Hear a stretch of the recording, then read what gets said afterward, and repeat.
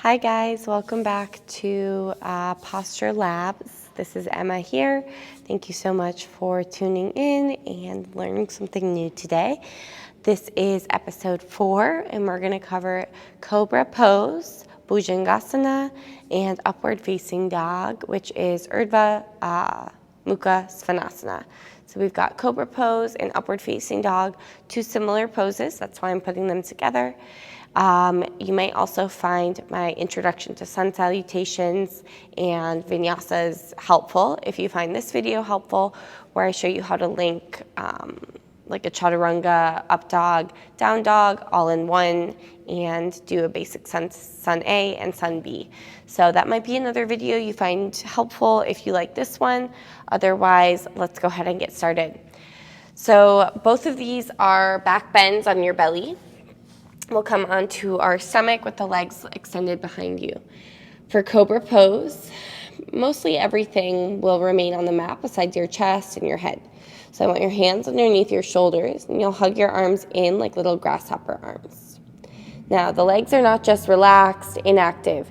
You're squeezing your legs, pressing the tops of your feet down. So really feel the thigh muscles. Feel like you're squeezing your glutes, almost to press your pubic bone and your hip points into the mat. Now, so the lower body's engaged. Feel your kneecaps lift up. And imagine the toenails are glued to the mat. And you hug the arms in like grasshopper arms. So don't let the arms fall out. You want to hug the elbows in the entire time, and you'll feel it in your triceps. Now, fingers spread out nice and wide, so there's less pressure on the wrists. If your hands are close together, we like active hands, like fingers glued together in our standing poses, like warrior two, anytime we're reaching the arms while standing. But when you're on your mat like this, I want your fingers spread out. Think like down dog. Press your palms down, a little suction cup. Grip with the pads of the fingers. Now you're going to inhale, curl your chest forward, and roll the shoulders back. Now you maybe only come up this far, or maybe you come up this far. Wherever you are, I do not want your shoulders melting up towards your ears. Your shoulders should be back, down your spine. You almost feel like your sternum is coming forward.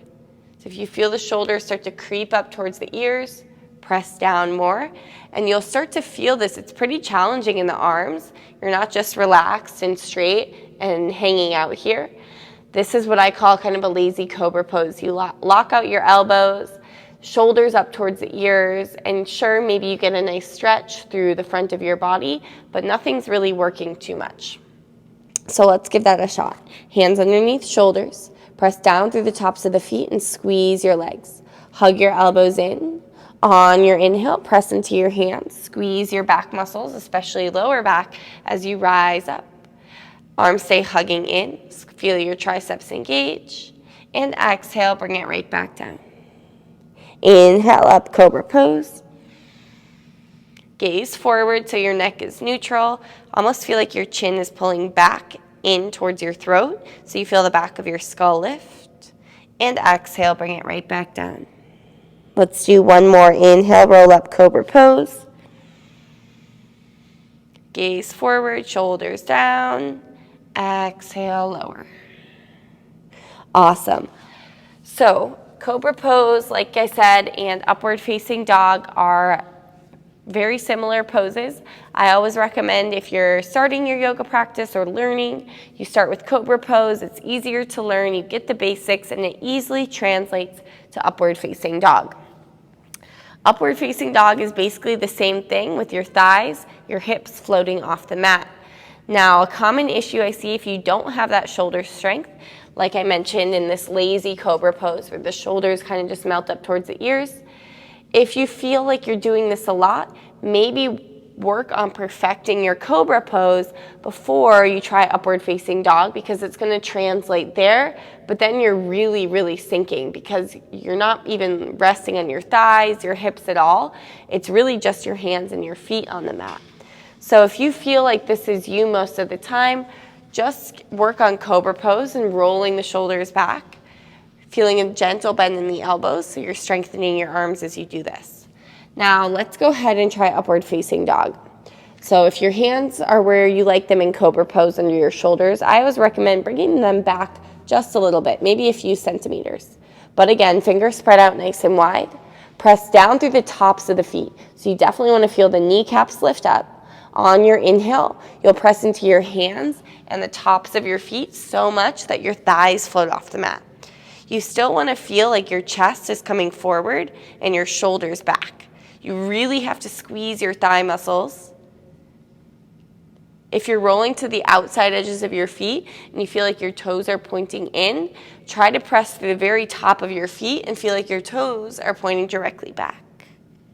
Should be challenging. If you need a child's pose or any sort of rest in between, feel free to take it.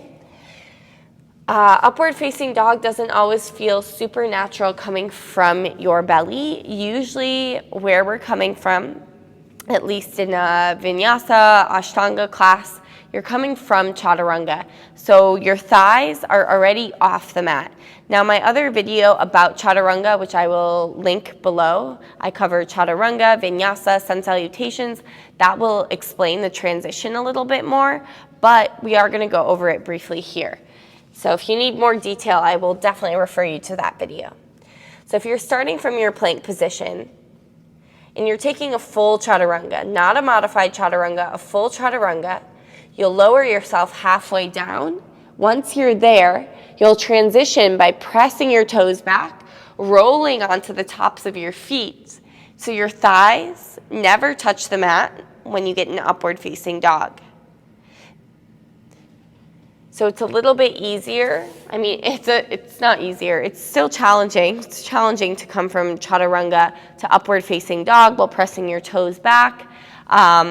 But it feels, once you get the hang of it, it feels more natural than coming up from your belly because you have to lift everything up off the mat. Now, you can gaze. Some people say gaze forward, so you have a neutral spine. Some people say gaze up, so you're really getting a nice back bend. I would say whatever you feel best doing. If I'm practicing on my own for myself, I like to do it gazing up. It feels really nice to expand the chest. But if it feels better for you to look forward, then definitely do that.